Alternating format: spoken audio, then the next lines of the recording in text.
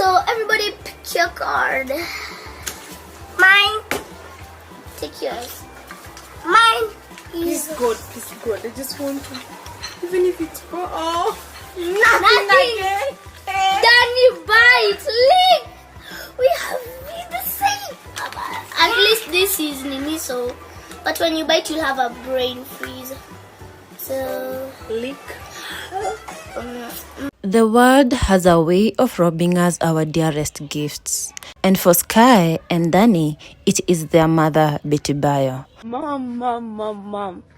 Sai utajua that anything that is yours is now mine. Because vitu ziko kwa room ya mom.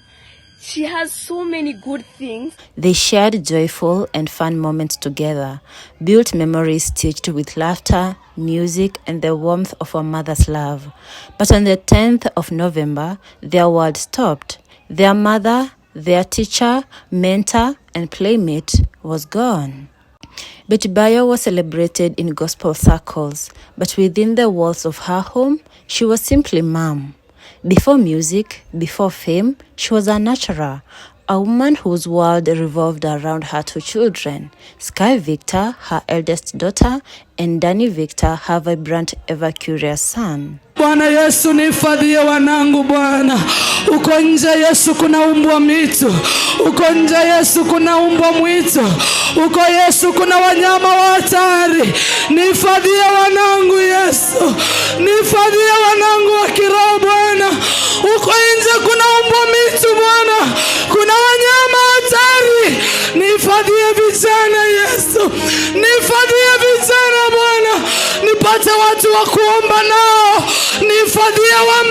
She documented their birthdays, their school moments, their silly dances in the living room. Behind every career milestone, Betty was running home to cook, to counsel, to pray over her children. Sky always leaned on her mother, seeking clarity about life. Because it's the body, when you get to a teenage, your body, now you are starting to become a woman.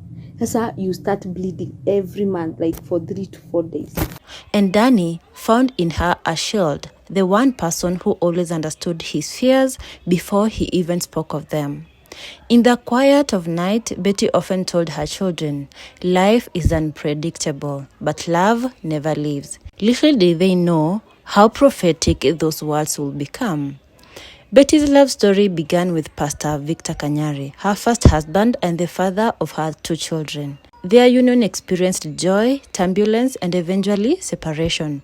But one thing survived it all, their shared devotion to Sky and Dani. Even in their hardest season, Betty never let bitterness interrupt parenthood.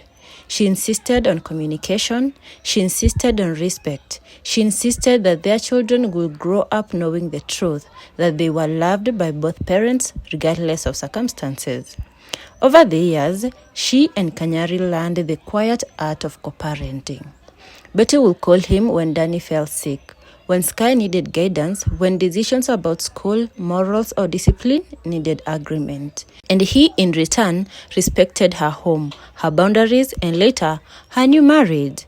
For the children, it meant this: 2 parents, 2 homes, but 1 love. After healing from the first marriage, Betty's heart found a new home with Hiram Tash Gitau, the man who will walk with her into a quieter, more respectful chapter of life. Tash didn't replace Sky and Dani's father. He simply added himself to their circle of love. He became the man who sat with them during homework, who taught them discipline through gentleness, who filled the home with stability. Betty admired how naturally he embraced the children and how carefully he honored her co-parenting relationship with Kanyari. Yeah. Oh, yeah, cause yeah, that's good. Yeah, cause auntie is not around to drop us off. Yeah, that's good. Yeah. Hiyo ni poa na fry. Nimewaona for the first time meet. Yeah. We hatujawahi meet. Mimi nakuonanga tu. For the first time nimekuona uso kwa uso. Yeah. Together, Betty and Tash built a blended family rooted in kindness. There were movie nights, weekend drives, shared chores, laughter echoing through hallways, and a sense of safety that Betty hadn't felt in years. She once told Sky, family doesn't have to look perfect. It just has to feel right. And for a while, everything did. Betty often said that motherhood taught her more about God than church ever did. She raised her children intentionally, through open conversations, through lessons hidden inside jokes, through gentle discipline, and through faith. She spoke to Sky like a woman becoming one, warning her about life storms, teaching her empathy, preparing her for a world that judged daughters of separated parents too harshly. Her words were soft yet firm. To DANI, she was a playmate, racing him around the compound, recording their dances, cheering him on during school events. She taught him courage. She taught him humility. She taught him joy. Every night, she prayed over them. Lord, when I'm not with them, be more than I could ever be. Nan knew that soon, those words would bear an heartbreaking weight. It began quietly, a fatigue she couldn't shake, pains she dismissed as stress, moments of weakness she hid behind her radiant smile. But her body began a silent battle. She confided only in her closest family members. She didn't want to alarm the children. She didn't want to interrupt their sense of security. She kept working, kept singing, kept mothering.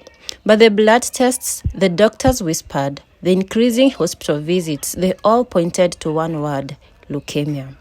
A fierce and fast-moving blood cancer. Still, Betty fought to protect her children from fear.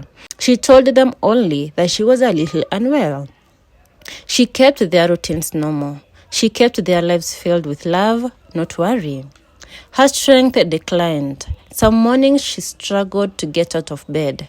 Other nights she would sit alone praying not for healing but for time. Time to raise her children a little longer. Time to teach Sky what womanhood meant. Time to watch DANI grow older, braver and wiser. Time to stay in the warmth of her husband's arms just a little more.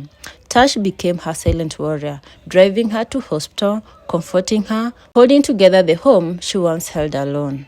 He shielded her from stress. He shielded the children from fear. On that fateful day, Betty had grown tired. Her breathing was shallow, her voice frail. But even then, she whispered love to her children. Shortly after 1 p.m., her body surrendered. At 1:03 p.m., the woman who raised two worlds took her final breath. At that exact moment, Sky and DANI lost the center of their universe. Tash lost the woman who completed him, and Kanyari lost a partner in parenthood. It was a quiet passing, a gentle exit, a mother slipping into eternity, leaving behind echoes of love. Nothing prepares a child of the death of a parent. For Sky and DANI, the silence in the house became unbearable. Her laughter, once filling every room, became a memory. Her presence, once felt everywhere, became an absence. Tash held them as best as he could. The man who had promised to share their mother's burden was now carrying the children's grief. He became the protector she asked him to be. Kanyari too grieved deeply, not as an ex-husband, but as a man who shared life, children, and history with her. Their family was blended, imperfect, but connected in love. Now they grieved together because the one person who once connected them was gone.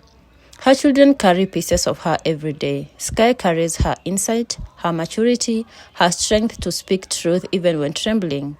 DANI carries her warmth, her humor, her ability to bring joy into any room. Tash carries her softness, the way she loved deeply yet quietly, the way she forgave easily, the way she built peace around her. Betty's legacy is not just in her music. It is found in the two children who will grow into adults shaped by her love. It is found in a blended family that learned to cooperate for the sake of those children. It is found in the values she instilled: faith, forgiveness, and family. Betty's life was not defined by fame. It was defined by love, her love for her children, her love for her family, her love for the small moments that weave a life worth remembering. The world may remember her songs, but Sky and DANI will remember her hugs, her wisdom, her scent in the hallway, her laughter echoing through their childhood. And though death stole her body, it could never steal her legacy. For in the hearts of those she loved, Betty Bayo lives forever. Rest in peace, Betty Bayo. Huyu ni mtu ambaye alikuwa amekaa na hiyo kansa kwa muda mrefu. Kwa hivyo wale walikaa karibu na yeye wangefaa kuangalia mood. Wangeangalia mood, wakiona kasoro ya mtu wampeleke for a check up, hata kama ni nje ya nchi, hata kama ni kuchanga tuchange, na pengine leo atungekuwa mahali tuko. Lakini hatuwezi kosoa kazi ya Mungu kwa sasa. Mmeongea maybe na Tash tutachukua mtoto ama vile nitachukua, hatujaongea na Tash, sitaki kumharakisha. Sai Tash anamon. I don't want to hurry Tash kuhusu watoto, kuchukua watoto kwa sababu sasa unaona mama yao hayuko, na mimi tu ndio sisemi ya kwamba hakuna mtu mwingine anazalea watoto, kila mtu anazalea watoto, lakini ningekuwa mzuri nikae pamoja na watoto ndio niweze kuendelesha chenye ambacho mama yao aliwacha, ningangane. Sasa kuna watu wengi sana wanangoja kuona watoto wakiteseka. Nimesikia mpaka watu wakianza kusema kwamba watakaa na watoto wangu, wengine sijui watawafanyia nini, ni kama mimi pia nimefariki. Nimeshangaa sana hiyo kitu jameni. Maisha haiko hivyo. Mimi ndio baba ya hawa watoto.